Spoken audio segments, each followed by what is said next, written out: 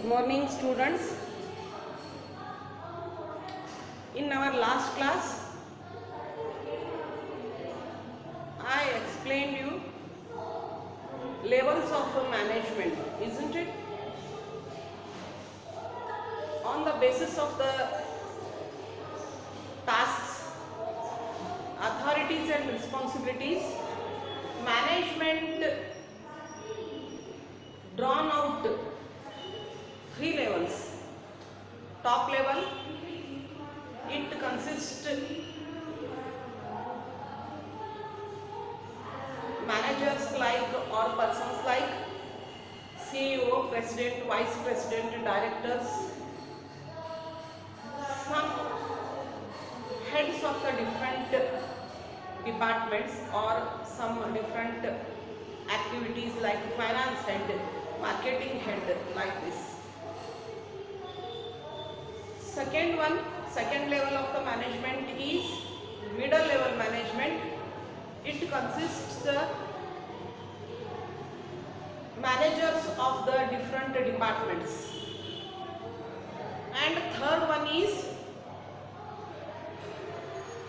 supervisory or operational level or lower level. It consists the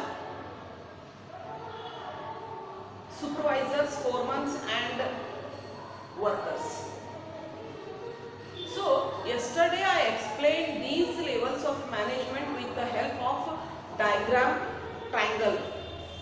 It is one of the most important practical question for annual examination. The question like drawn out the different levels of management with the help of the diagram, or show the different levels of management with the help of the diagram, like this. Yesterday I explained how to write this answer. First you have to put the heading of the question or answer, levels of management, then draw the triangle, divided the triangle into 3 parts. First part is top level management, and show the arrow mark and write some persons involved in the top level management like CEO, president, vice president, like that. Middle level management, and show the arrow mark and write the persons involved in the middle level management like finance manager, accounting manager, marketing manager, sales manager, like that. Write it to person's name. And third part of the triangle is operational level management. It consists supervisors and foremen. So this is the way of writing the answer of this question. Then you will get full 5 marks. Otherwise, mere drawing the triangle and divide the triangle into 3 parts, just write the top, middle, level, then you will never get the full 5 marks. Okay? Today I am going to explain some functions of the management shortly, because in later chapters, from the fourth lesson, we may learn these functions in separate chapters. So here I explain these functions with briefly. Okay? ನಾವು ನಮ್ಮ last ಕ್ಲಾಸ್ನಾಗ ನಿರ್ವಹಣೆಯ ವಿವಿಧ ಹಂತಗಳನ್ನು ನೋಡಿದ್ವಿ. ಕೆಲಸದ ಆಧಾರದ ಮೇಲೆ, ಜವಾಬ್ದಾರಿ ಮತ್ತು ಅಧಿಕಾರದ ಆಧಾರದ ಮೇಲೆ ನಿರ್ವಹಣೆಯನ್ನು 3 ಹಂತಗಳಾಗಿ ವಿಂಗಡಿಸ್ತಾರೆ. ಉನ್ನತ ಹಂತ, ಮಧ್ಯಮ ಹಂತ ಮತ್ತು ಕಾರ್ಯಾಚರಣೆಯ ಹಂತ ಅಂತ ಹೇಳಿ. ಉನ್ನತ ಹಂತದೊಳಗೆ ಕಾರ್ಯಕಾರಿಣಿ ಅಧಿಕಾರಿಗಳು, ಅಧ್ಯಕ್ಷರು, ಉಪಾಧ್ಯಕ್ಷರು, ಈ ಥರ ಕೆಲವೊಂದು ವ್ಯಕ್ತಿಗಳು ಇರ್ತಾರೆ. ಮಧ್ಯಮ ಹಂತದೊಳಗೆ ಇಲಾಖಾ ನಿರ್ವಹಣಾಕಾರರು ಅವರು ಇರ್ತಾರೆ. ಆದರೆ ಯಾವ ಥರ ಬರಿಬೇಕು ಅಂತಂದ್ರೆ ಮಾರಾಟ ನಿರ್ವಹಣಾಕಾರರು, ಅಥವಾ ಲೆಕ್ಕಾಧಿಕಾರಿಗಳು ಈ ಥರ ಬರಿಬೇಕು. ಥರ್ಡ್ ಅಂದ್ರೆ ಮೂರನೇ ಹಂತ ಕಾರ್ಯಾಚರಣೆಯ ಹಂತ ಅಥವಾ ಮೇಲ್ವಿಚಾರಣಾ ಹಂತ. ಇದರೊಳಗೆ ಮೇಲ್ವಿಚಾರಕರು ಹೆಡ್ ಇರ್ತಾರೆ, ಆಮೇಲೆ ಆ್ಯಕ್ಚುಯಲ್ ವರ್ಕರ್ಸ್ ಇರ್ತಾರೆ. ಈ ಥರ ನಾನು ನಿರ್ವಹಣೆಯ ವಿವಿಧ ಹಂತಗಳನ್ನು ನಿನ್ನೆ ಕ್ಲಾಸ್ ಒಳಗೆ ಹೇಳಿದ್ದೆ. ಪರೀಕ್ಷಾ ದೃಷ್ಟಿಯಿಂದ ಇದು ಲಾಸ್ಟಿಗೆ ಇರುವಂಥ ಪ್ರಾಯೋಗಿಕ ಪ್ರಶ್ನೆಯ ಒಂದು ಮಹತ್ವದ ಪ್ರಶ್ನೆ ಯಾವುದು ಅಂತಂದ್ರೆ, ನಿರ್ವಹಣೆಯ ವಿವಿಧ ಹಂತಗಳನ್ನು ಚಿತ್ರದ ಸಹಾಯದಿಂದ ತೋರಿಸಿರಿ ಅಥವಾ ಈ ಥರ ಕ್ವಶನ್ ಬೀಳ್ಬೋದು. ಬೀಳುವಾಗ ಅದರ ಆನ್ಸರ್ ಯಾವ ಥರ ಬರೀಬೇಕು ಅಂತ ನಾನು ಇನ್ನು ಹೇಳಿದ್ದೆ. ಮೇಲೆ ನೀವು ಹೆಡ್ಡಿಂಗ್ ಹಾಕಬೇಕು, ತೋರಿಸ್ಬೇಕು. ನಿರ್ವಹಣೆಯ ಹಂತಗಳು ಅನ್ನುವಂಥ ಒಂದು ಹೆಡ್ಡಿಂಗ್ ಕೊಡಬೇಕು. ಪಟ್ಟಗಳೇ ಲಘು ಬರೆಯೋಣ ಅಂತ ಹೇಳಿ ಬರೀ ಒಂದು ಟ್ರಯಾಂಗಲ್ ತೆಗೆದು 3 ಪಾರ್ಟ್ ಮಾಡಿ ಅದರೊಳಗೆ ಉನ್ನತ, ಮಧ್ಯಮ, ಕಾರ್ಯಾಚರಣೆ, ಮೇಲ್ವಿಚಾರಣೆ ಇಷ್ಟೇ ಬರೆದ್ರೆ ಫುಲ್ ಮಾರ್ಕ್ಸ್ ಸಿಗಂಗಿಲ್ಲ. ಮೇಲೆ ನೀವು ಏನು ಬರೀತೀರಿ ಅಂತ ಹೇಳಿ ತೋರಿಸ್ಬೇಕು. ನಿರ್ವಹಣೆಯ ಹಂತಗಳು, ಆಮೇಲೆ ಒಂದು ಟ್ರಯಾಂಗಲ್ ತೆಗಿಬೇಕು. ಅದನ್ನು 3 ಭಾಗಗಳನ್ನಾಗಿ ಮಾಡಬೇಕು. ಒಂದು ಭಾಗ ಮೇಲಿನ ಭಾಗ ಉನ್ನತ ಹಂತ, ಮಧ್ಯಮ ಹಂತ, ಕೆಳ ಹಂತ. ಇದನ್ನ ಹೆಂಗ್ ಬೇಕು ಹಂಗೆ ಬರಿಬಾರ್ದು. ಮತ್ತೆ ಮೊದಲು ಕೆಳ ಹಂತ ಬರದೆ ಹೆಂಗೂ ರೀಶಫಲ್ ಮಾಡಬಾರ್ದು. ಮೊದಲೇ ಉನ್ನತ ಹಂತವೇ ಬರಿಬೇಕು, ಮಧ್ಯಮ ಹಂತ, ಕೆಳ ಹಂತ ಅಥವಾ ಮೇಲ್ವಿಚಾರಣೆ ಹಂತ. ಉನ್ನತ ಹಂತದ ಇರುವಂತಹ ವ್ಯಕ್ತಿಗಳ ಉದಾಹರಣೆ ಕೊಡಬೇಕಲ್ಲಿ. ಅಧ್ಯಕ್ಷರು, ಕಾರ್ಯಾಚರಣಾಧಿಕಾರಿಗಳು ಈ ಥರ ಒಂದು ಇಬ್ಬರು ಅಲ್ಲೇ ಹೆಸರನ್ನ ಕೊಡಬೇಕು. ಮಧ್ಯಮ ಹಂತದೊಳಗೆ ಇಲಾಖೆ ಯಾರು ಇರ್ತಾರ, ಅದ್ರಾಗ ಇಲಾಖೆಯ ಹೆಡ್ ಇರ್ತಾರ, ಅವರು ಬರಿಬೇಕು. ಆಮೇಲೆ ಮಾರಾಟ ಇಲಾಖೆಯ ಅಧಿಕಾರಿಗಳು ಅಥವಾ ಮಾರಾಟ ಅಧಿಕಾರಿಗಳು ಅಥವಾ ಹಣಕಾಸಿನ ಅಧಿಕಾರಿಗಳು ಈ ಥರ ಇರ್ತಾರ, ಅಥವಾ ಹಣಕಾಸಿನ ನಿರ್ವಹಣಾಕಾರರು ಈ ಥರ ಬರೀಬೇಕು. ಈ ಕಾರ್ಯಾಚರಣೆ ಅಥವಾ ಮೇಲ್ವಿಚಾರಣಾ ಹಂತದೊಳಗೆ ಮೇಲ್ವಿಚಾರಕರು ಇರ್ತಾರ, ಅವ್ರ ಹೆಸರು ನೀವು ಈ ಥರ ಬರೆದಾಗ ಮಾತ್ರ ನೀವು ಪೂರ್ತಿ 5 ಮಾರ್ಕ್ಸ್ ಸಿಗ್ತಾವೆ. 5 ಮಾರ್ಕ್ಸ್ ಏನು ಕಡಿಮೆ ಇಲ್ಲ. ಹುಡುಗರಿಗೆ ಪರ್ಸಂಟೇಜ್ ಹೆಚ್ಚಾಗಲಿ, ಯಾರಿಗೆ ಪಾಸ್ ಆಗ್ಲಿಕ್ಕೆ ಓದ್ಲಿಕ್ಕೆ ಆಗಿಲ್ಲ ಅವ್ರಿಗೆ ಸಹಾಯ ಆಗಲಿ ಅಂತ ಹೇಳಿ 2 ಈಸಿ ಆದಂಥ ಪ್ರಾಯೋಗಿಕ ಪ್ರಶ್ನೆಗಳನ್ನು ಎಂಡ್ ಆಫ್ ದ ಅಂದ್ರೆ ಲಾಸ್ಟ್ 2 ಕ್ವಶನ್ಸ್ ಅವೇ ಇರ್ತಾವೆ. 3 ಕೊಟ್ಟಿರ್ತಾರೆ, 2 ಬರಿ ಅಂತ ಹೇಳಿರ್ತಾರೆ. ಅದ್ರಾಗ ಇದು ಮೇಲಿಂದ ಮೇಲೆ ಬೀಳುವಂಥ ಪ್ರಶ್ನೆ ಈಸಿ ಅದ, ಆರಾಮಾಗಿ ನೆನಪಿಟ್ಕೋಬಹುದು. ಇದನ್ನ ಬರೀಲಿಕ್ಕೆ ಪ್ರಯತ್ನ ಮಾಡ್ರಿ. ಆದ್ರೆ ಹೆಂಗೋ ಬರೀಲಿಕ್ಕೆ ಹತ್ತೀವಿ, 3 ಸಿಕ್ಕರೆ ಸಾಕ್ರಿ, ಸಾಕ್ಬಿಡ್ರಿ. 5ಕ್ಕೆ 3 ಬಿದ್ದರೆ ಚಂದ ಅಲ್ಲ. ಬರೀಲಿಕ್ಕೆ ಹತ್ತೀವಿ ಅಂದಮೇಲೆ ಫುಲ್ ನಮಗೆ ಬೇಕು ಅನ್ನೋ ಹಠ ಇರಬೇಕು. ಏನೊಂದು ಸ್ವಲ್ಪ ಬರೆದು ಬಿಟ್ಟರೆ ಫುಲ್ 5 ಮಾರ್ಕ್ಸ್ ಸಿಗ್ತಾವೆ. ಓಕೆ, ಇವತ್ತು ನಾನು ನಿರ್ವಹಣೆಯ ವಿವಿಧ ಕಾರ್ಯಗಳನ್ನು ಹೇಳ್ತೀನಿ. ಈ ನಿರ್ವಹಣೆ ಕಾರ್ಯಗಳನ್ನು ನಾವು ಮುಂಬರುವಂತಹ ಪಠ್ಯಕ್ರಮದಲ್ಲಿ ಪೂರ್ತಿ ಡಿಟೇಲ್ ಆಗಿ ಕಲಿತೀವಿ. ಪ್ರತಿಯೊಂದು ಕಾರ್ಯಗಳಿಗೂ ಒಂದೊಂದು ಲೆಸನ್ ಅವು. 2-3ನೇ ಲೆಸನ್ ಬೇರೆ ಕಲಿತ ಮೇಲೆ 4ರಿಂದ ನಾವು 7ನೇ ಲೆಸನ್ ನಾನು ಇವೆಲ್ಲ ವಿವಿಧ ಕಾರ್ಯಗಳನ್ನು ಡಿಟೇಲ್ ಆಗಿ ಅಂದ್ರೆ ವಿಸ್ತಾರವಾಗಿ ಕಲಿತೀವಿ. ಅದಕ್ಕೆ ನಾ ಇಲ್ಲೇ ಸ್ವಲ್ಪ ಸಂಕ್ಷಿಪ್ತವಾಗಿ ಅವರ ವಿವರಣೆಯನ್ನು ನಾನು ಕೊಡ್ತೀನಿ. So functions of management. Management ಒಂದು ಅರ್ಥ ಹೇಳುವಾಗ management is describe as the process of planning, organizing, staffing, directing and controlling the efforts of the organizational members and of using organizational resources to achieve the specific goals ಅಂತ ಇತ್ತು. ನಿರ್ವಹಣೆ ಒಂದು ಪ್ರಕ್ರಿಯೆ. ಏನು ಪ್ರಕ್ರಿಯೆ ನಡೀತದಿಲ್ಲ ಅಂದರೆ ಯೋಜಿಸುವುದು, ಸಂಘಟಿಸುವುದು, ಸಿಬ್ಬಂದಿ ನಿರ್ವಹಣೆ, ನಿರ್ದೇಶಿಸುವಿಕೆ ಮತ್ತು ನಿಯಂತ್ರಿಸುವಿಕೆ ಅಂತ ಕಾರ್ಯಗಳು ಈ ನಿರ್ವಹಣೆಯಲ್ಲಿ ನಡೀತಾವೆ. ಯಾಕೆ ಈ ಕಾರ್ಯಗಳನ್ನು ಮಾಡಬೇಕು ಅಂತ ಅರ್ಥದಲ್ಲಿ ಹೇಳಿದಾಗ, ಸಂಸ್ಥೆಯ ಎಲ್ಲ ಜನರ ಕಾರ್ಯಗಳನ್ನು ಒಗ್ಗೂಡಿಸುವುದು ಮತ್ತು ಸಂಪನ್ಮೂಲಗಳ ಮಿತ ಬಳಕೆ ಮಾಡಿ ಸಂಸ್ಥೆಯ ಗುರಿಯನ್ನು ಮುಟ್ಟುವುದು. ಅದರ ಸಲುವಾಗಿ ಎಲ್ಲ ಕಾರ್ಯಗಳನ್ನು ನಾವು ಮಾಡಬೇಕು. ಎಕ್ಸಾಮ್ದಾಗ ಇದು 2 ಮಾರ್ಕ್ಸ್ ಕ್ವಶನ್ ಬಂದಿರ್ತದೆ. ಏನಂದ್ರೆ ನಿರ್ವಹಣೆಯ ವಿವಿಧ ಕಾರ್ಯಗಳನ್ನು ಹೆಸರಿಸಿ. ಬಹಳಷ್ಟು ಈಸಿ. ಯಾಕಂದ್ರೆ ಮುಂದೆ ನಾವು ಇವನ್ನ 5 ಚಾಪ್ಟರ್ ಆಗಿ ಕಲಿತೀವಿ. ಕ್ಲಾಸ್ನ ಆಶ್ಚರ್ಯ ಆಗ್ತದೆ ನನಗೆ. ಎನ್ಯುವಲ್ ಎಕ್ಸಾಮ್ದಾಗ ಹುಡುಗರು ಇವನು ಬರೆದಿರೋದಿಲ್ಲ, ಏನೋ ಕನ್ಫ್ಯೂಷನ್ ಮಾಡಿ ಕೇಳಿರೋದಿಲ್ಲ. ಅವ್ರು ಈಸಿಯಾಗಿ ಇವ್ನು ನೆನಪಿಟ್ಕೋರಿ. ಹೋದ ವರ್ಷ ನೀವು ಫಸ್ಟ್ ಇಯರ್ಗೆ aids to trade or auxiliary to trade ನೆನಪಿಟ್ಕೊಂಡಿದ್ರಿ, 5 ಸರ್ವಿಸಸ್ ನೆನಪಿಟ್ಕೊಂಡಿದ್ರಿ, transportation, warehouse, insurance, banking and advertisement. ಅದೇ ಥರ ಈ ವರ್ಷ 5 ಕಾರ್ಯಗಳನ್ನು ನೆನಪಿಟ್ಕೋಬೇಕು ಮ್ಯಾನೇಜ್ಮೆಂಟ್ದು. ಯಾವ ಪ್ಲಾನಿಂಗ್, ಆರ್ಗನೈಸಿಂಗ್ ಇವನ್ನ ರೀಶಫಲ್ ಮಾಡಿ ಬರೆದ್ರೆ ನಡೀತದೆ. ಆದ್ರೆ ನೆನಪಿಟ್ಕೊಳ್ಳುವಾಗ ಒಂದೊಂದೇ ಮೊದಲಿನಿಂದ ನೆನಪಿಟ್ಕೊಂಡು ಕನ್ಫ್ಯೂಷನ್ ಕಂಟ್ರೋಲಿಂಗ್, ಈ ಥರ 5 ಬರೆದ್ಬಿಟ್ರಿ ಅಂದ್ರೆ ಫುಲ್ 2 ಮಾರ್ಕ್ಸ್ ಸಿಗ್ತಾವೆ. ಸೊ ಆದಷ್ಟು ನಾನು ಮೊದಲೇ ಹೇಳ್ಕೊತ ಬಂದೀನಿ, ಓದೋದು ಎಷ್ಟು ಇಂಪಾರ್ಟೆಂಟು, ಆನ್ಸರ್ ಬರೆಯೋದು ಅದಕ್ಕಿಂತ ಇಂಪಾರ್ಟೆಂಟ್. ಯಾವ ಥರ ಆನ್ಸರ್ ಬರೀಲಿ, ಕೆಲವೊಂದು ಕ್ವಶನ್ ಅನ್ನ ನಾ ಇಂಪಾರ್ಟೆಂಟ್ ಅಂತ ಹೇಳ್ತಿರ್ತೀನಿ, ಅವ್ನು ಆಗಿಂತ ಬರೀವು, ನಾ ಟೆಕ್ಸ್ಟ್ ಬುಕ್ ಇಟ್ಕೊಂಡು ಕ್ಲಾಸ್ ಕೇಳ್ರಿ ಅಂತ ಹೇಳಿ. ಇಲ್ಲಿ ಕ್ಲಾಸ್ ಏನಾಗತ್ತೆ, ನಾನು ನೋಡಿ ನಾ ಹೇಳಿದ್ರೆ ಮಾರ್ಕ್ ಮಾಡ್ಕೋಬೇಕು, ಅವ್ನ ಮೇಲಿನ ಮೇಲೆ ಓದಬೇಕು, ಬರ್ದು ತೆಗಿಬೇಕು ಅಂದಾಗ ನಾವು 2 ಮಾರ್ಕ್ಸ್ ಬಂದು, ಮೇಡಮ್ 5 ಮಾರ್ಕ್ಸ್ ಪ್ರಾಕ್ಟಿಕಲ್ ಹೇಳಿದ್ರು ಅಂದ್ರೆ ಅದು 5 ಮಾರ್ಕ್ಸ್, 7 ಮಾರ್ಕ್ಸ್ ಬಂದು. ಈ ಥರ ಒಂದೊಂದೇ ಆನ್ಸರ್ ನೀವು ಬರ್ತಾ ಹೋದು ಅಂದ್ರೆ ಕಾನ್ಫಿಡೆನ್ಸ್ ಹೆಚ್ಚಾಗ್ತದೆ. ಇಷ್ಟೇ ಓದಿದ್ರೆ ಇಷ್ಟು ಬರ್ತಂತಲ್ಲ, ಇನ್ನೊಂದಿಷ್ಟು ಓದೋಣ, ಇನ್ನಿಷ್ಟು ಮಾರ್ಕ್ಸ್ ತಗೊಳ್ಳೋಂಥ ಕಾನ್ಫಿಡೆನ್ಸ್ ಬರ್ತದೆ. ಅದೆಲ್ಲ ಬಿಟ್ಟು ಪುಸ್ತಕ ಇಲ್ದೇ ಹಂಗೆ ಕತಿ ಕೇಳ್ದಂಗೆ ಕೇಳೋದು, ಅಥವಾ ಒಂದು ನೆವ ಹೇಳ್ತಾರೆ ಹುಡುಗರು ಏನಂದ್ರೆ ಆನ್ಲೈನ್ ಕ್ಲಾಸ್ ತಿಳಿಲ್ ಕತಿಲ್ ಬಿಡ್ರಿ, ಹಂಗಲ್ಲ. ಯಾವ ಥರ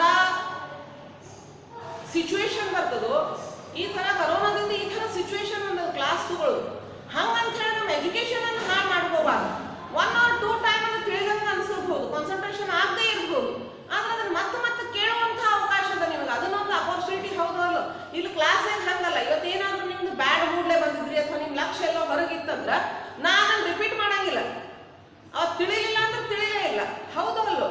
ಆದ್ರೆ ಇಲ್ಲೊಂದು ಅಡ್ವಾಂಟೇಜ್ ಅದ ನೋಡ್ರಿ, ಇವತ್ತು ನೀವು ಕೇಳಿ ಕೂತಾಗ ಏನೋ ಲಕ್ಷ್ಯ ಇಲ್ಲ ಅಥವಾ ನೆನಪು ಉಳಿಲಿಲ್ಲ, ಟೆಕ್ಸ್ಟ್ ಬುಕ್ ಕೈಯಾಗಿದ್ದಿದ್ದಿಲ್ಲ ಅಂತಂದ್ರೆ ಆ ಕ್ಲಾಸನ್ನ ಇನ್ನೊಮ್ಮೆ ಕೇಳ್ಬಹುದು. ನೀವು ಬೇಕಾದಷ್ಟು ಸಲ ರಿಪೀಟ್ ಮಾಡ್ಕೊಂಡು ಅದನ್ನ ಕೇಳಬಹುದು. ಆ ಅವಕಾಶದ ಇಲ್ಲ, ಎಲ್ಲಿ ಪ್ರಾಬ್ಲಮ್ ಇರ್ತದೋ ಅದ್ರ ಹಿಂದೊಂದು ಅಪರ್ಚುನಿಟಿ ಇರ್ತದೆ. ಈಗ ನೋಡ್ರಿ, ಇದೊಂದು ಅಡ್ವಾಂಟೇಜ್ ಅದ ನಿಮ್ಗೆ, ಏನಂದ್ರೆ ನಾ ಹೇಳಿದ ಕ್ಲಾಸ್ ಅನ್ನ ಮತ್ತೆ ಕೇಳಬಹುದು. ಆದ್ರೆ ಆಕ್ಚುಯಲ್ ಕ್ಲಾಸ್ ಅಂದಾಗ ಈ ಅಡ್ವಾಂಟೇಜ್ ನಮಗಿಲ್ಲ. ಒಮ್ಮೆ ನಾ ಕ್ಲಾಸ್ ಹೇಳಿ ಮುಗಿಸಿದೆ ಅಂದ್ರೆ ಮುಗೀತು. ಅವತ್ತು ನಿಮ್ಗೆ ಏನಾರ ಬ್ಯಾಡ್ ಮೂಡ್ ಇತ್ತು ಅಥವಾ ಆರಾಮಿಲ್ಲ ಅಂತ ಹೇಳಿ ಕ್ಲಾಸಸ್ ತಪ್ಪಿಸಿದ್ರಿ, ಅಬ್ಸೆಂಟ್ ಆಗಿದ್ರಿ, ಆ ಕ್ಲಾಸ್ ನಮಗಿಲ್ಲ. ಬರೀ ನೋಟ್ಸ್ ಇಸ್ಕೋಬಹುದು, ಓದುವಾಗ ತಿಳಿಲಿಕ್ಕಿಲ್ಲ, ಬರೀ ಸಮ್ ಪ್ರಾಬ್ಲಮ್ಸ್ ನಮ್ಗೆ ಕೇಳಬಹುದು. ಆದ್ರೆ ಇಡೀ ಕ್ಲಾಸ್ ಅನ್ನ ಮತ್ತೊಮ್ಮೆ ಕೇಳುವಂತಹ ಅವಕಾಶ ನಮ್ಗೆ ಇರಂಗಿಲ್ಲ. ರೇಡಿಯೋ ಕತೆ ಇದು ಹಂಗಲ್ಲ.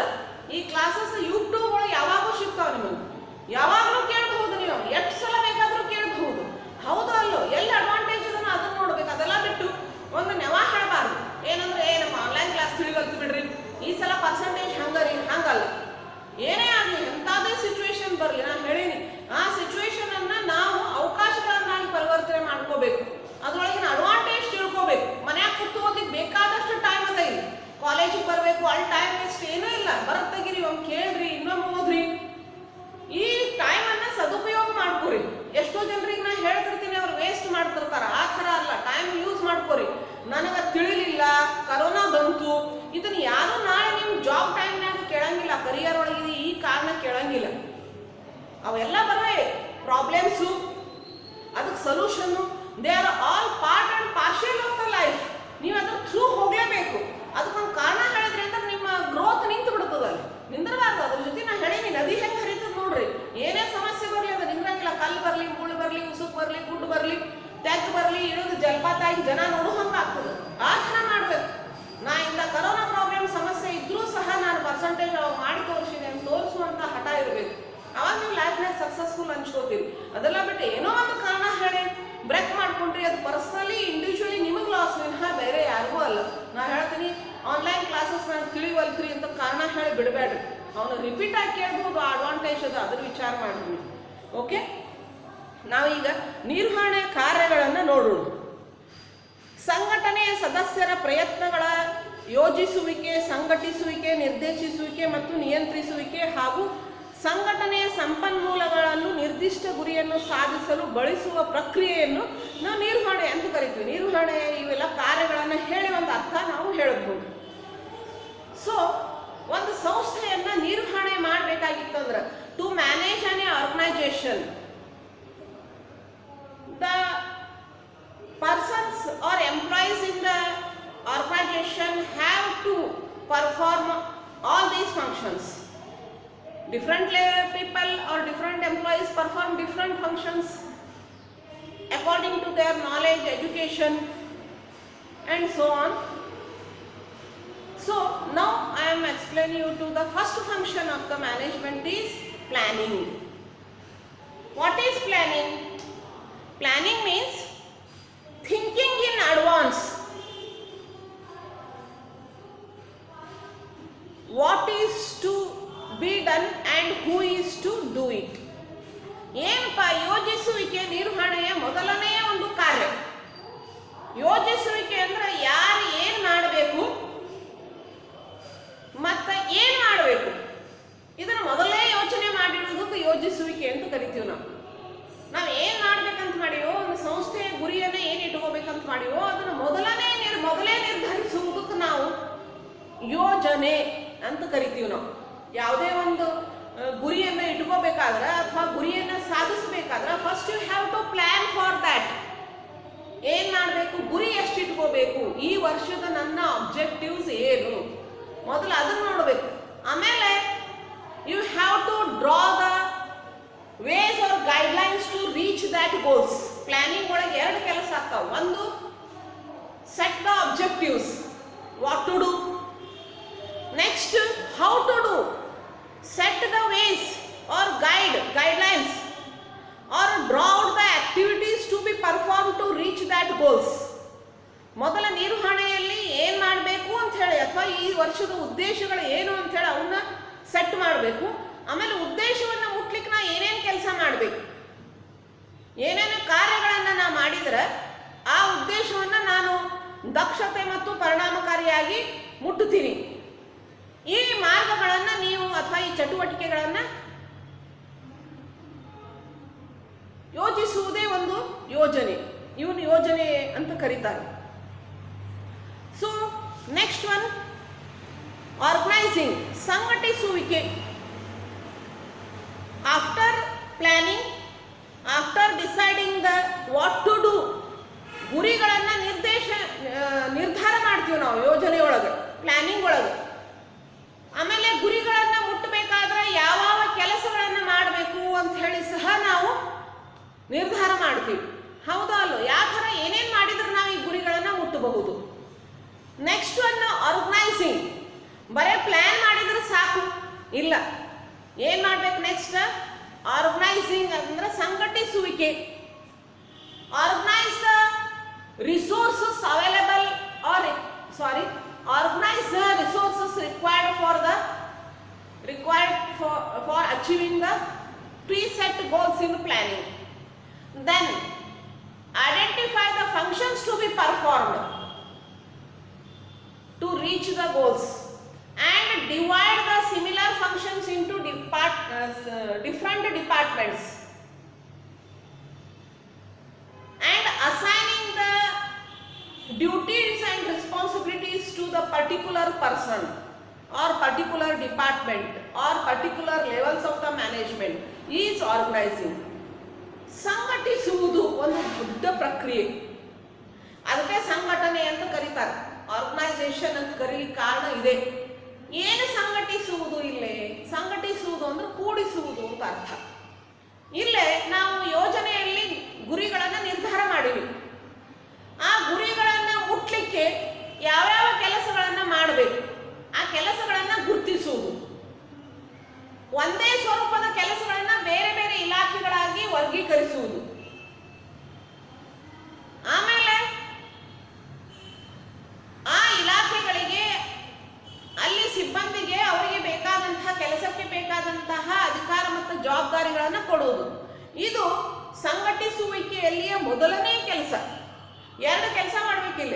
ಫಸ್ಟ್ ಒನ್ ಏನೇನು ಕೆಲಸ ಮಾಡಬೇಕು ಗುರುತಿಸಿ ಅವನ್ನ ಹಂಚಬೇಕು. ಎರಡನೇ ಕೆಲಸ ಗುರಿಗಳನ್ನು ಮುಟ್ಲಿಕ್ಕೆ ಏನೇನು ಸಂಪನ್ಮೂಲಗಳ ಬೇಕು, ಮನಿ ಮಟೀರಿಯಲ್, ಆ ಸಂಪನ್ಮೂಲಗಳನ್ನು ಸಂಘಟಿಸುವುದು, ಸಂಗ್ರಹಿಸುವುದು. ಯಾವ ಥರ ಮ್ಯಾನ್ ಪವರ್ ಎಷ್ಟು ಬೇಕು, ಯಾವ್ಯಾವ ಜಾಬ್ ಪೊಸಿಷನ್ಸ್ ಬೇಕು, ಇವೆಲ್ಲ ನಿರ್ಧಾರ ಮಾಡಬೇಕು. ರಾ ಮಟೀರಿಯಲ್ಸ್ ಎಷ್ಟು ಬೇಕು, ಯಾವ ಥರ ಬೇಕು, ಎಲ್ಲಿಂದ ಅವ್ರು ಖರೀದಿ ಮಾಡಬೇಕು, ಹೆಂಗೆ ಖರೀದಿ ಮಾಡಬೇಕು. ಆಮೇಲೆ ಮ್ಯಾನ್ ಪವರ್ ಆಯ್ತು, ಆಮೇಲೆ ಮಷಿನರಿ ಖರೀದಿ ಮಾಡಬೇಕು, ಲ್ಯಾಂಡ್ ಆ್ಯಂಡ್ ಬಿಲ್ಡಿಂಗ್ಸ್ ನೋಡಬೇಕು. ಇವೆಲ್ಲ ರಿಸೋರ್ಸಸ್ ಅನ್ನು ಸಹ ಸಂಘಟಿಸುವುದು, ಅವನು ಕೂಡಿಸುವುದಕ್ಕೆ ನಾವು ಸಂಘಟಿಸುವಿಕೆ ಅಂತ ಕರಿತೀವಿ. There are two functions should be performed the organizing function. First one, organize the required resources to reach the goals set in the planning and identifications of activities to be performed to reach the goals and divide the functions into different departments. Assign the duties and responsibilities to the different departments or different personnel. In the organisation. So ಈ ಎರಡು ಕೆಲಸ ಸಂಘಟಿಸುವಿಕೆಯಲ್ಲಿ ಆಗಬೇಕು. Next one staffing, ಸಿಬ್ಬಂದಿ ನಿರ್ವಹಣೆ. ಸ್ಟಾಫಿಂಗಿಗೆ ಅರ್ಥ after organising resources, after identifying and grouping the different activities to be performed to reach the preset goals, the another function of the management is to staffing. Staffing, common meaning for the staffing is that finding the right people for the right job. It is very important aspect for the management is to make sure that the right people with the right qualifications are available at the right place and right time to accomplish the goals of the organization. This is known as the human resources function. So, staffing involve the activities like recruitment, selection, placement and training of the personnel. Different types of organizations require different types of staff personnels. ನಿಮ್ಮುಕ್ನೆ example ಕೊಟ್ಟಾರೆ. Infosys requires the staff like system analysis programmers and whereas FabMart needs a team of designers and craftspeople. ನಿರ್ವಹಣೆಯ ಇನ್ನೊಂದು ಕಾರ್ಯ ಅಂದರೆ ಸಿಬ್ಬಂದಿ ನಿರ್ವಹಣೆ. ಸಿಬ್ಬಂದಿ ನಿರ್ವಹಣೆಯನ್ನು ನಾವು ಸರಳವಾಗಿ ಹೇಳುವುದಾದ್ರೆ ಸರಿಯಾದ ಕೆಲಸಕ್ಕೆ ಸರಿಯಾದ ಜನರನ್ನು ಹುಡುಕುವುದು ಅಥವಾ ಆಯ್ಕೆ ಮಾಡುವುದು. ಬೇರೆ ಬೇರೆ ಥರದ ವ್ಯವಹಾರಗಳು ಅಥವಾ ಉದ್ದಿಮೆಗಳು ಇರ್ತಾವೆ. ಉದ್ದಿಮೆಯ ಕೆಲಸಕ್ಕೆ ತಕ್ಕಂಗೆ ಬೇರೆ ಬೇರೆ ಕೆಲಸ, ಬೇರೆ ಬೇರೆ ಶಿಕ್ಷಣ ಅರ್ಹತೆ, ಕ್ವಾಲಿಫಿಕೇಶನ್ ಬೇಕಾಗ್ತದೆ. ಈಗ ಸಪೋಸ್ ಸಾಫ್ಟ್ವೇರ್ ಕಂಪ್ನಿ ಅದ ಇನ್ಫೋಸಿಸ್, ಅಲ್ಲಿ ಸಾಫ್ಟ್ವೇರ್ ಒಳಗೆ ನಾಲೆಜ್ ಇದ್ದವ್ರು ಬೇಕು. ಅದೇ ಥರ ನೀವು ಎಲ್ಲಾದ್ರೂ ಗಾರ್ಮೆಂಟ್ ಫ್ಯಾಕ್ಟ್ರಿಗೆ ಹೋದ್ರಿ, ಅಲ್ಲೇ ಈ ಟೇಲರ್ಸು, ಕಟ್ಟಿಂಗ್ ಮಾಡುವವರು, ಡಿಸೈನರ್ಸ್, ಆ ಥರ ಜನ ಬೇಕು. ಸೊ ಅದಕ್ಕೆ ಸರಿಯಾದ ಕೆಲಸಕ್ಕೆ ಸರಿಯಾದ ವ್ಯಕ್ತಿಯನ್ನು ಆರಿಸುವುದು ಸಿಬ್ಬಂದಿ ನಿರ್ವಹಣೆಯ ಒಂದು ಪ್ರಮುಖ ಕೆಲಸ. ಸೊ ಈ ಸಿಬ್ಬಂದಿ ನಿರ್ವಹಣೆಯ ಪ್ರಮುಖ ಕೆಲಸದ ಜೊತೆ ಇದನ್ನು ಸರಳವಾಗಿ ಹೇಳ್ಬೋದು. ಅದಕ್ಕೆ ಸಂಸ್ಥೆಯ ಗುರಿಯನ್ನು ಸಾಧಿಸಲು ಸರಿಯಾದ ಅರ್ಹತೆಯುಳ್ಳ ಸರಿಯಾದ ಜನರು ಸರಿಯಾದ ಸ್ಥಳ ಮತ್ತು ಸರಿಯಾದ ಸಮಯದಲ್ಲಿ ಲಭ್ಯವಿರುವುದು, ಇದಕ್ಕೆ ಸಿಬ್ಬಂದಿ ನಿರ್ವಹಣೆ ಅಂತ ಹೇಳಿ ನಾವು ಕರಿತೀವಿ. ಸಿಬ್ಬಂದಿ ನಿರ್ವಹಣೆಯನ್ನು ಮಾನವ ಸಂಪನ್ಮೂಲ ಕಾರ್ಯ ಅಂತೂ ಕರೀತಾರೆ. ಈ ಮಾನವ ಸಂಪನ್ಮೂಲ ಕಾರ್ಯದೊಳಗೆ ಇದೊಂದು ಡಿಪಾರ್ಟ್ಮೆಂಟ್ ಅದ, HR department, human resource development department ಅಂತ ಹೇಳಿ. They manage the staff of the organisation. ಈ ಸಿಬ್ಬಂದಿ ನಿರ್ವಹಣೆಯ ಮೊದಲನೇ ಕೆಲಸ ಏನಂದ್ರೆ ಕೆಲಸಗಾರರನ್ನ ಆಯ್ಕೆ ಮಾಡುವುದು, ನೇಮಕಾತಿ ಮಾಡುವುದು, ಸ್ಥಳ ನಿಯೋಜನೆ ಮಾಡುವುದು, ತರಬೇತಿಯನ್ನು ಕೊಡುವುದು. ಇವೆಲ್ಲ ಚಟುವಟಿಕೆಗಳನ್ನು ಅದು ಸಿಬ್ಬಂದಿ ನಿರ್ವಹಣೆಯ ಒಂದು ಇಲಾಖೆ ಒಳಗೊಂಡದು. ಯಾವ ಥರ ಕೆಲಸಗಾರನ ಬೇಕು, ಅವ್ರ ಆಯ್ಕೆ ಮಾಡುವುದು, ಅವರಿಗೆ ಇಂಟರ್ವ್ಯೂ ಮಾಡೋದು, ತರಬೇತಿ ಕೊಡುವುದು, ಅವ್ರ ಸ್ಥಳ ಯಾವ್ಯಾವ ಅಂತ ಕೊಡುವುದು, ಇವೆಲ್ಲ ಚಟುವಟಿಕೆಗಳನ್ನು ಈ ಸಿಬ್ಬಂದಿ ನಿರ್ವಹಣೆ ಮಾಡಿದ. Main task is right person for the right job. The another function of the management is directing, ನಿರ್ದೇಶಿಸುವಿಕೆ. Directing involves leading, influencing and motivating the employees to perform the task assigned to them. So, the main task of the management is to handle the human resources. ಈ ನಿರ್ವಹಣೆಯ ಒಂದು ಮುಖ್ಯವಾದಂಥ ಕಠಿಣ ಕೆಲಸ ಮಾನವ ಸಂಪನ್ಮೂಲಗಳ ನಿರ್ವಹಣೆ. ಯಾಕಂದ್ರೆ ಬಹುತೇಕ ಫಿಸಿಕಲ್ ರಿಸೋರ್ಸಸ್ ಹ್ಯಾಂಡಲ್ ಮಾಡಬಹುದು, ಆದರೆ ಮಾನವ ಸಂಪನ್ಮೂಲ ಹ್ಯಾಂಡಲ್ ಮಾಡೋದು ಬಹಳಷ್ಟು ಕಠಿಣ, ಹ್ಯೂಮನ್ ರಿಸೋರ್ಸಸ್. ಯಾಕಂದ್ರೆ ಪ್ರತಿಯೊಬ್ಬರಿಗೂ ತಮ್ಮದೇ ಆದಂಥ ಎಜುಕೇಷನ್ ಕ್ವಾಲಿಫಿಕೇಷನ್ ಇರ್ತಾವೆ, ಡಿಫ್ರೆಂಟ್ ಅಬ್ಜೆಕ್ಟಿವ್ಸ್ ಇರ್ತಾವೆ, ವರ್ಕ್ ಕೆಪಾಸಿಟಿ ಬೇರೆ ಬೇರೆ ಇರ್ತದೆ. ಕೆಲವೊಬ್ರು ಶಾಣೆ ಇರ್ತಾರೆ, ಸೋಮಾರಿ ಇರ್ತಾರೆ. ಕೆಲವೊಬ್ರನ್ನ ಕೆಲಸ ಮಾಡಬೇಕಾದ್ರೆ ಮೋಟಿವೇಟ್ ಮಾಡಬೇಕಾಗ್ತದೆ, ಕೆಲಸ ಮಾಡುವಂದಾಗ ಅಷ್ಟೇ ಮಾಡ್ತಿರ್ತಾರೆ ಅವರು. ಸೊ ಈ ಥರ ಎಲ್ಲ ಬ್ಯಾಕ್ಗ್ರೌಂಡ್ ಇದ್ದಂತಹ ಎಂಪ್ಲಾಯೀಸ್ ಒಂದು ಆರ್ಗನೈಜೇಷನ್ ಒಳಗಿರ್ತಾರೆ, ಅವ್ರು ಎಲ್ಲರ ಕಡೆಯಿಂದನೂ ಕೆಲಸ ಮಾಡಿಸ್ಬೇಕು.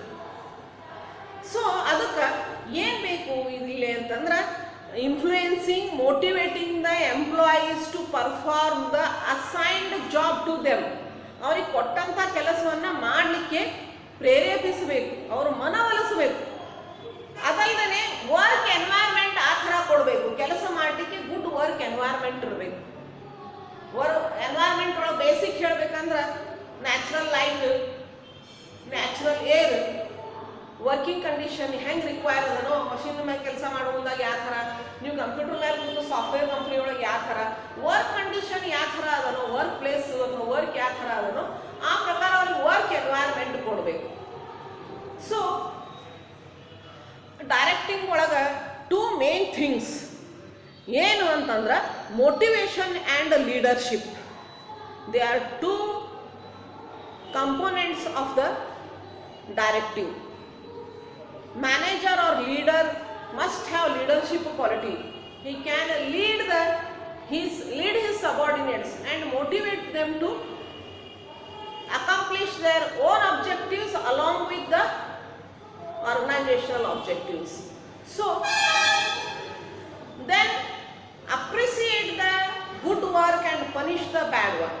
ಇದು ಒಂದು ಅಪ್ರಿಷಿಯೇಷನ್ ಮಾಡಬೇಕು. ಯಾರು ಕೆಲಸ ಮಾಡ್ತಾರೋ ಚಲೋ ಅವ್ರಿಗೆ ಎನ್ಕರೇಜ್ ಮಾಡಬೇಕು. ಯಾರು ತಪ್ಪು ಮಾಡ್ತಾರೋ ಅವರಿಗೆ ಇನ್ನೊಂದು ತಪ್ಪು ಮಾಡದಂಗೆ ಸ್ಮೂತಾಗಿ ಪನಿಷ್ಮೆಂಟು ಕೊಡಬೇಕು. ಪನಿಷ್ಮೆಂಟ್ ತನಕ ಹೋಗಬಾರ್ದು, ಅಷ್ಟು ಮೋಟಿವೇಶನ್ ಎನ್ಕರೇಜ್ಮೆಂಟು ಮ್ಯಾನೇಜರ್ಸ್ ಲೀಡರ್ ಕೊಡಬೇಕು. ಇದು ಡೈರೆಕ್ಟಿಂಗ್ ಒಳಗೆ ಒಂದು ಡ್ಯೂಟಿ. ಇದು ಆ್ಯಕ್ಚುಯಲ್ ವರ್ಕ್ ಶುರು ಆಗೋದೇ ಡೈರೆಕ್ಟಿಂಗ್ ಫಂಕ್ಷನ್ ಒಳಗೆ. ಅರ್ಲಿಯರ್ ನಾವು ಯೋಜನೆ ಒಳಗೆ ಪ್ಲಾನಿಂಗ್ ಒಳಗೆ ನೋಡಿದ್ವಿ, ಅವ್ರು ಬರೀ ಪ್ಲಾನ್ ಡ್ರಾಔಟ್ ಮಾಡ್ತಾರೆ. ಆರ್ಗನೈಸಿಂಗ್ ಒಳಗೆ ಅವನ್ನೆಲ್ಲ ರಿಸೋರ್ಸಸ್ ಆರ್ಗನೈಸ್ ಮಾಡ್ತಾರೆ, identify the works to be perform, grouping them, all that. Staffing ಒಳಗೆ they appoint the required personnel, but actual work start in directing function, isn't it? Next one, controlling. Controlling is the management function of monitoring the organizational performance towards the attainment of organizational goals. ಮುಂದಿನ ಒಂದು ಕಾರ್ಯ ಅಂದ್ರೆ ನಿಯಂತ್ರಿಸುವಿಕೆ. ನಿಯಂತ್ರಿಸುವಿಕೆ ಅಂದ್ರೆ ಏನು? ಸಂಸ್ಥೆಯ ಗುರಿ ಸಾಧಿಸುವ ನಿಟ್ಟಿನಲ್ಲಿ ಅದರ ಕಾರ್ಯನಿರ್ವಹಣೆಯನ್ನು ಮೇಲ್ವಿಚಾರಣೆ ಮಾಡುವುದು. ಅದಕ್ಕೆ ನಿಯಂತ್ರಿಸುವಿಕೆ ಅಂತ ಅರ್ಥ. To supervise or monitoring the organizational functions or performance, first the managers should be set the standard for each and every performance. Then they compare the standard performance to the actual performance to be performed by the employees. ಏನಂದ್ರೆ ಮೊದಲ ಈ ಕೆಲಸವನ್ನ ಮೇಲ್ವಿಚಾರಣೆ ಹೆಂಗ್ ಮಾಡೋದು? ಈಗ ಒಂದು ಕೆಲಸ ಸರಿಯಾಗಿ ನಡೆದದಪ್ಪ ಅಂತ ನೀವು ಹೆಂಗ್ ಹೇಳ್ತೀರಿ? ಮೊದಲ ಅದಕ್ಕೊಂದು ಸ್ಟ್ಯಾಂಡರ್ಡ್, ಶಿಷ್ಟ ಅಂತ ಕರೆದಾರ ಕನ್ನಡದಾಗ. ಸ್ಟ್ಯಾಂಡರ್ಡ್ ಸೆಟ್ ಮಾಡಬೇಕು.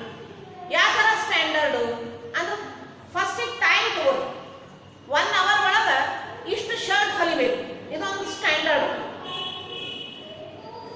ಒಮ್ಮೆ ಸ್ಟ್ಯಾಂಡರ್ಡ್ ಸೆಟ್ ಮಾಡಿದ್ಮೇಲೆ ಕೆಲಸವನ್ನ ಕೊಟ್ಟ ಮೇಲೆ ನೀವು ಅದನ್ನು ಸೂಪರ್ವೈಸ್ ಮಾಡಬೇಕು. supervisors or managers according to the standard set 1 hour ಒಳಗೆ ಅಷ್ಟು 5 ಶರ್ಟ್ ಅಂತ ತಿಳ್ಕೊರಿ. ಆಗ್ಲಿಕ್ಕತ್ತಾವೋ ಇಲ್ಲೋ?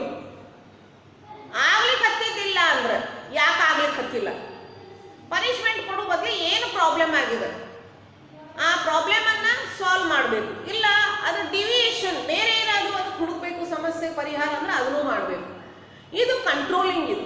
ಇದು ಪ್ಲಾನಿಂಗ್ ಎಷ್ಟು ಇಂಪಾರ್ಟೆಂಟು, ಕಂಟ್ರೋಲಿಂಗ್ ಅಷ್ಟೇ ಇಂಪಾರ್ಟೆಂಟ್. ಯಾಕಂದ್ರೆ ಇದು ಲಾಸ್ಟ್ ಫಂಕ್ಷನ್. ಇಲ್ಲೇ ಪೂರ್ತಿ ಕೆಲಸ ಪ್ಲಾನಿಂಗ್ ಒಳಗೆ ಮಾಡಿದಂತಹ ಸೆಟ್ ಮಾಡಿದಂತಹ ಕೆಲಸಗಳು ಪೂರ್ತಿ ಮುಗಿಯುವುದು ಕಂಟ್ರೋಲಿಂಗ್ ಫಂಕ್ಷನ್ ಒಳಗೆ. ಅಲ್ಲೇ ಕ್ವಾಲಿಟಿ ಆಗ್ಬೋದು, ಆಮೇಲೆ ಎಲ್ಲ ರಿಸೋರ್ಸಸ್ ಅನ್ನ ವಿತ್ ಮಿನಿಮಮ್ ಕಾಸ್ಟ್ ಯೂಸ್ ಮಾಡುವುದು ಇಲ್ಲೇ.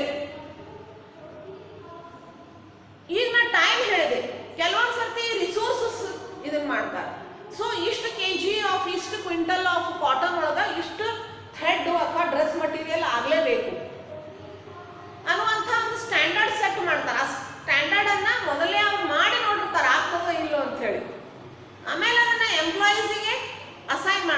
ಡ್ಯೂಟೀಸ್.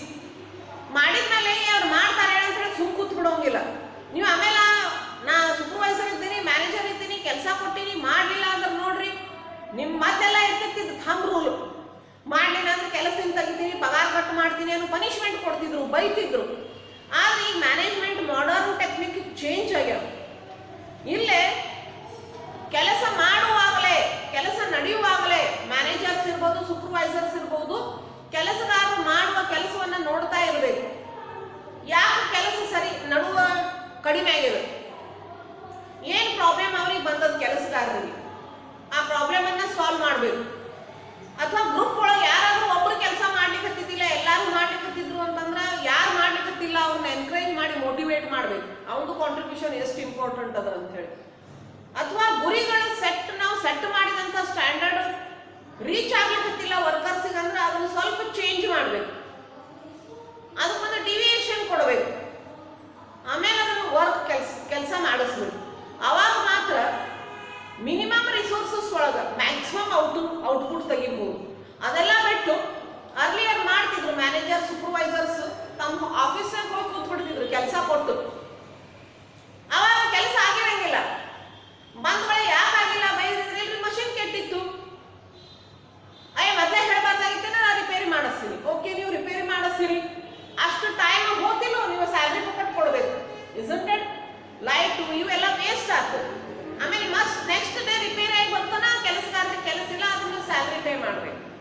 ಸೊ ಅದ್ರ ಬಗ್ಗೆನೂ ಕೆಲಸ ನಡೆದಾಗೆ ನೀವು ಕಂಟಿನ್ಯೂಸ್ ಸೂಪರ್ವೈಸರ್ ಮಾಡ್ತಿದ್ರಿ ಅಂತಂದ್ರೆ ಎಲ್ಲೇ ಪ್ರಾಬ್ಲಮ್ ಬಂದರೂ ಇಮಿಡಿಯೇಟ್ ಸಾಲ್ವ್ ಮಾಡಿ ಕೆಲಸ ಮಾಡಿಸ್ಬೇಕು. Because of this competitive business world ಈ ಥರದ ಮ್ಯಾನೇಜ್ಮೆಂಟ್ ಮೋಟಿವೇಶನ್, ಲೀಡರ್ ತಾನೇ ಲೀಡ್ ಮಾಡಬೇಕು, ತಾನೇ ಕೆಲಸ ಮಾಡಿ ತೋರಿಸ್ಬೇಕು, ತಾನೇ ಸ್ಟ್ಯಾಂಡರ್ಡ್ ಸೆಟ್ ಮಾಡಬೇಕು. ಕರೆಕ್ಟ್ ಟೈಮಿಗೆ ಬರೋದು ಆಫೀಸಿಗೆ, ಫುಲ್ ಹಾರ್ಡ್ ವರ್ಕ್ ಮಾಡೋದು, ಯಾವುದೇ ಕೆಲಸಕ್ಕೂ ಇನಿಷಿಯೇಷನ್ ತೋರಿಸೋದು, ಮುಂದಾಗಿ ಮಾಡೋದು. ಸಣ್ಣ ಕೆಲಸ ಇದು ನೀ ಮಾಡೋದು ನಾ ಮಾಡೋದು ಅಂತಲ್ಲ, ಅವರು ಸಕ್ಸಸ್ಫುಲ್ ಮ್ಯಾನೇಜರ್ಸ್ ಹಂಚ್ಕೋತಾರೆ. ಸೊ ಇದು ಕಂಟ್ರೋಲಿಂಗ್ ಒಳಗೆ ಫಂಕ್ಷನ್ ಒಳಗೆ ನಡೆಯುವಂಥ ಒಂದು ಕೆಲಸ. So the various functions of the manager are usually discussed in other order given above. Suggestions that manager first plan, then organize, put staff in the position, then directs and finally controls.